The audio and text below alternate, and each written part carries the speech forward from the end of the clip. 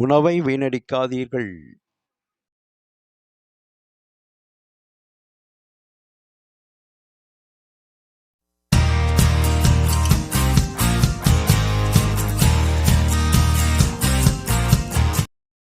Hi viewers and subscribers.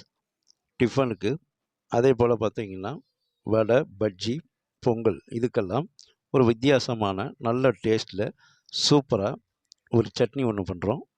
இந்த சட்னி அவ்வளோ ஹைலைட்டாக இருக்கும். இட்லிக்கும் நல்லாயிருக்கும், தோசைக்கும் நல்லாயிருக்கும், அதே போல் பஜ்ஜி போண்டாவுக்கும் நல்லாயிருக்கும். இது செய்கிறதுக்கு எப்படி செய்யலான்னு பார்ப்பேன். அதுக்கு முன்னாடி நம்ம சேனலை சப்ஸ்கிரைபர் பண்ணிக்கங்க, பக்கத்தில் இருக்க பெல்லைக்கான ப்ரெஸ் பண்ணிக்கோங்க. இந்த சட்னி செய்கிறதுக்கு பார்த்திங்கன்னா சூப்பரான ஒரு எளிமையான பொருளை வச்சு தான் செய்கிறோம். இதுக்கு நம்ம ஒரு குடை மிளகாயை எடுத்து இந்த சட்னி செய்கிறோம். இந்த மாதிரி ஒரு குடை மிளகாய் எடுத்துக்கோங்க. அது கூட ஒரு துண்டு சின்ன அளவு புளி எடுத்துங்க, அரை நெல்லிக்காய் அளவு புளி. அதே போல் ஒரு துண்டு இஞ்சி, அரை மூடி தேங்காய் இதை எடுத்து வச்சுங்க. இந்த தேங்காய் நல்லா இளங்காயாக இருக்கணும். அதுக்கு ஒரு 3 பச்சை மிளகாய், காரத்துக்கு அந்த குடை மிளகாயில் காரம் இருக்காது, அதனால் 3 பச்சை மிளகாய். இந்த குடை மிளகாயை நல்லா சுத்தம் பண்ணிவிட்டு இது போல் சின்ன சின்னதாக அரிஞ்சு எடுத்து வச்சுங்க. இஞ்சை தோலை சீவிட்டு சின்ன சின்னதாக வெட்டிக்குங்க. தேங்காயை துருவி எடுத்து வச்சுருங்க.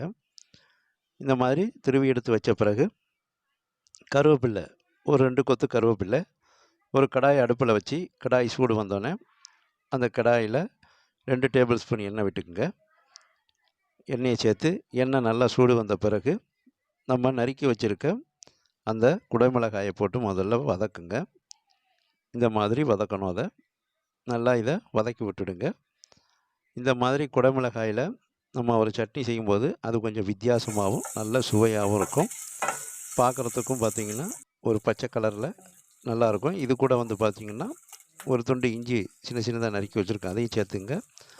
புளி ஒரு அரை நெல்லிக்காய் அளவு எடுத்து வச்சுருக்கோம், அதையும் சேர்த்து நல்லா இதை வதக்கணும். இந்த மாதிரி இதை நல்லா வதக்கிக்கிட்டே வாங்க. இப்போ இந்த மாதிரி வதக்கி போன பிறகு நல்லா இது வதங்கின பிறகு நான் ஒரே ஒரு பச்சை மிளகா மட்டும் உடச்சி போட்டுக்கிறேன். நீங்கள் உங்களுக்கு காரம் அதிகம் தேவைன்னா 3ஐயும் போட்டுக்குங்க. இப்போ இந்த மாதிரி போட்டு இதை நல்லா வதக்குங்க. நல்லா வதங்கும்போது நல்லா இதை நல்லா வதக்கணும். வதக்கும்போது நல்லா நறுமணம் வரும். இப்போ இது நல்லா வதங்கிக்கிட்டு இருக்கும்போது இது கூட ஒரு கொத்து கருவேப்பிலையை சேர்த்துக்குங்க. கருவேப்பிலையை சேர்த்து அதையும் நல்லா வதக்கி விடுங்க. இந்த மிளகாயோடு இந்த கருவேப்பிலை, இஞ்சி, புளி, மிளகாய், பச்சை மிளகாயெல்லாம் சேர்ந்து நல்லா வதக்கணும். இது கூட நம்ம ஒரு 1/4 மூடி தேங்காய் துருவி எடுத்து வச்சுருக்கோம், நல்ல இளங்காயாக. அந்த தேங்காயை, துருவின தேங்காயை அதில் சேர்த்து அதையும் நல்லா வதக்கணும். இதையும் நல்லா வதக்கணும். இப்போ இந்த சட்னிக்கு தேவையான உப்பை நம்ம இப்போயே சேர்த்துக்கிறோம். இந்த வதக்கும் போதே இதில் கொஞ்சம் உப்பு, ஒரு 1/4 டீஸ்பூன் உப்பை சேர்த்து வதக்குங்க. இன்னும் நல்லாயிருக்கும். பார்த்திங்கன்னா நல்லா இது வதக்கும் போதே இந்த சட்னியோட வாசம் அவ்வளோ கமகமன்னு இருக்கும். இது பார்த்திங்கன்னா காலையில் டிஃபனுக்கெல்லாம் சூப்பராக இருக்கும். இந்த மாதிரி வதக்கி இதை கொஞ்சம் நேரம் இது மாதிரி ஆற விட்டுடுங்க. ஆற விட்ட பிறகு நம்ம மிக்ஸி ஜாரில் சேர்த்து இதை நைஸாக சட்னி பதத்துக்கு அரைச்சி எடுத்துக்கணும். இப்போ நல்லா ஆறின பிறகு நம்ம இதை மிக்ஸி ஜாரில் சேர்த்துக்கிறோம். மிக்ஸி ஜாரில் சேர்த்து இதை நல்லா சட்னி பதத்துக்கு நல்லா நைஸாக அரைச்சி எடுத்துக்கோங்க. இதில் மிக்ஸி ஜாரில் சேர்த்து சட்னி பதத்துக்கு அரைக்கிறது கொஞ்சம் தண்ணி சேர்த்துங்க. ஒரு 1/2 டம்ளர் கிட்ட தண்ணி சேர்த்துங்க. தண்ணி சேர்த்து இதை பார்த்திங்கன்னா 1/2 டம்ளர்னால் சின்ன டம்ளராக இருக்கணும்.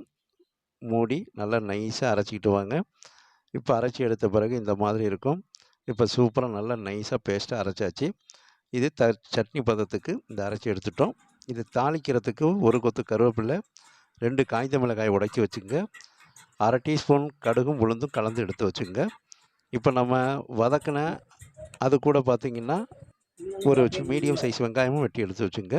இப்போ நம்ம வதக்கின அதே கடாயை அடுப்பில் வச்சு அதில் 2 டேபிள் ஸ்பூன் எண்ணெய் விட்டுங்க. எண்ணெயை சேர்த்து எண்ணெய் சூடு வந்தோடனே ஒரு 1/2 டீஸ்பூன் கடுகு போட்டுங்க. கடுகு போட்டு நல்லா பொரியணும். இந்த மாதிரி நல்லா அது பொரிஞ்சு வந்த பிறகு நம்ம நறுக்கின ஒரு மீடியம் சைஸ் வெங்காயத்தை சேர்த்துருங்க. அந்த கடுகோட சேர்த்து இதை நல்லா வதக்குங்க. இப்போ நல்லா வதக்கின பிறகு இது கூட கருவேப்பில்லை, ஒரு கொத்து கருவேப்பில்லை சேர்த்துங்க.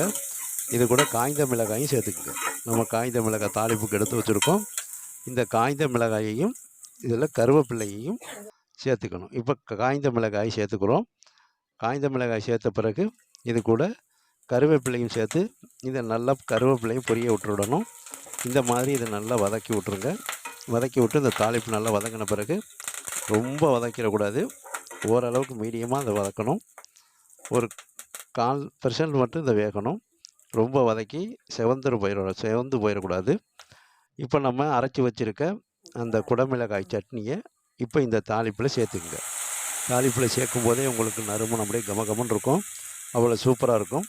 இட்லிக்கு அதே போல் பார்த்திங்கன்னா தோசை, பொங்கல் இதுக்கெல்லாம் இது ரொம்ப அற்புதமாக இருக்கும். அதே போல் வடை, பஜ்ஜிக்கும் இந்த குடைமிளகாய் சட்னி அவ்வளோ தூக்கலாக டேஸ்ட்டாக இருக்கும்.